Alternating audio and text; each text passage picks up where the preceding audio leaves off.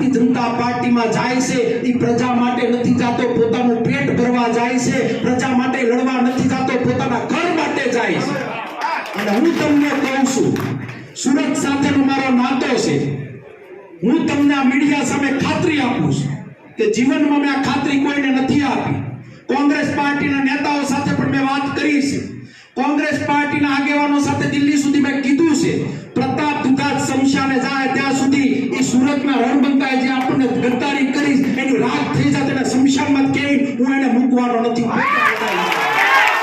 એટલે કહું છું કે એને પીઠમાં ખંજર પ્રજાને માર્યું છે, કોંગ્રેસ પાર્ટીને નુકસાન કર્યું છે, સાથે સાથે પ્રજાને માર્યું છે. આ મીડિયા મારફત એ 3 ટેકેદારો, આ મીડિયા મારફત એ કોંગ્રેસનો ઉમેદવાર, તમારે જ્યાં કોઠીમાં ભાજપની આડમાં હંતાઈને હંતાઈ જાજો, તમારે CR પાટીલના ઘરમાં રહેવા જવું હોય તો જતા જાજો.